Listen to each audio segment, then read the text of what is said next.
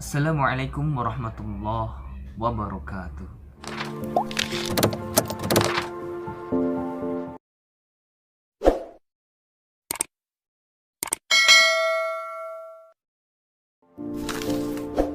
A'udzu billahi minasyaitonir rajim. Bismillahirrahmanirrahim. Bismillahirrahmanirrahim. Bismillahirrahmanirrahim. Asyhadu an la ilaha illallah wa asyhadu anna Muhammadar Rasulullah. Inna lillahi wa inna ilaihi raji'un. La ilaha illallah. La ilaha illallah. La ilaha illallah. Alhamdulillahi rabbil alamin. Segala puji bagi Allah, Tuhan seluruh alam. Allahu la ilaha illa wal hayyul qayyum. Allah, tiada Tuhan yang berhak disembah selain Allah Subhanahu wa taala. Allah yang maha hidup, Allah yang terus-menerus mengurus makhluknya. La ta'khudhuhu sinatu wala naum. Yang Allah mengurus terus-menerus makhluknya dengan tidak mengantuk dan tidak tidur. Allah melihat, Allah mendengar, Allah mengetahui, baik yang dohir maupun yang batin, yang ada di dalam hati kita maupun yang nampak di dalam diri kita. Allah mengetahui semuanya. Lahu ma fis samawati wa ma fil ard. Kepunyaannya lah langit dan bumi.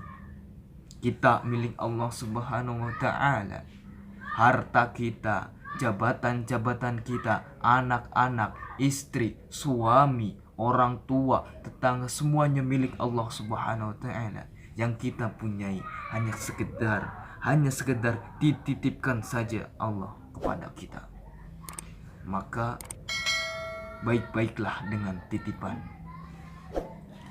Sholli wa sallim ala sayyidina Muhammadin sallallahu alaihi wasallam.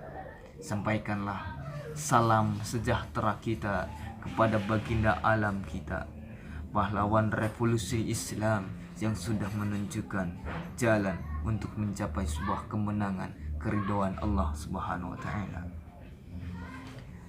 Sahabat-sahabat yang mudah-mudahan kita semua selalu mendapatkan naungan, perlindungan dari Allah Subhanahu wa taala dimanapun dan kapanpun kita berada. Yang harus kita ketahui, manusia, yang namanya manusia, sekuat apapun badannya, setegar apapun jasad dan pikirannya, tetap namanya manusia akan mengalami proses yang namanya sakaratul maut. Manusia, orang, ketika mengalami sakaratul maut, mereka berandai-andai.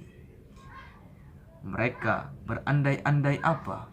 Mereka ingin dihidupkan lagi di dunia, ingin dihidupkan lagi di muka bumi ini, hanya sedetik saja. Ingin dihidupkan sedetik untuk apa? Untuk bersedekah. Ibnu Qayyim Az-Zawji menjelaskan, kenapa bukan puasanya, kenapa bukan sholatnya, kenapa bukan hajinya, tapi malah sedekah. Mereka ingin dihidupkan untuk bersedekah, bukan sholat, bukan puasa, bukan hajinya. Yang pertama, karena sedekah sangat meringankan sakaratul maut. Dengan kita bersedekah, proses sakaratul maut akan diringankan oleh Allah Subhanahu wa taala. Yang kedua, kenapa harus bersedekah? Karena nanti di alam kubur, amalan sedekah kita akan menjadi cahaya yang paling terang benderang. Di alam kubur siapa yang akan menemani kecuali amalan baik kita. Dan yang akan meneranginya adalah amalan sodakoh kita. Perbanyaklah sodakoh dari sekarang. Yang ketiga, kenapa sodakohnya? Karena sodakoh akan membuka Membuka apa? Pintu-pintu surga. Allah akan membukakan lebar pintu surga. Untuk siapa? Untuk mereka orang-orang yang suka bersedekah dan dermawan. Yang keempat, kenapa sodakohnya tanda amalan diterima adalah karena senangnya bersedekah. Surat Ali Imran ayat ke-92.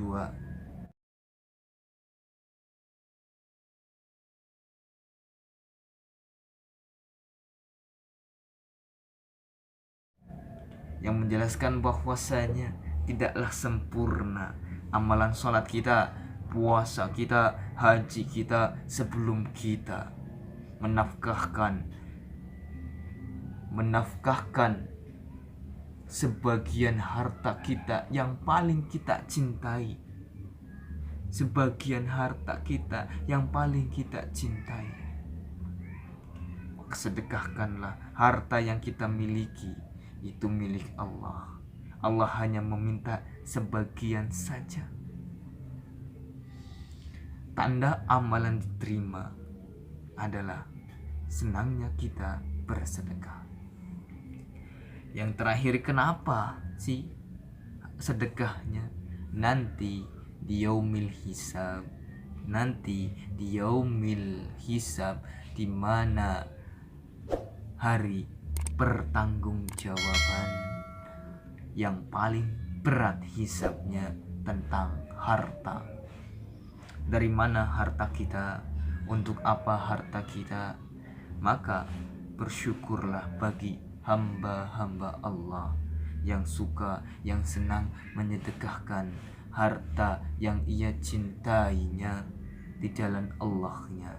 Karena dengan sedekah, walaupun dia sudah meninggal, sudah mati di alam kubur, tapi amalannya akan terus mengalir sampai yaumil kiamah.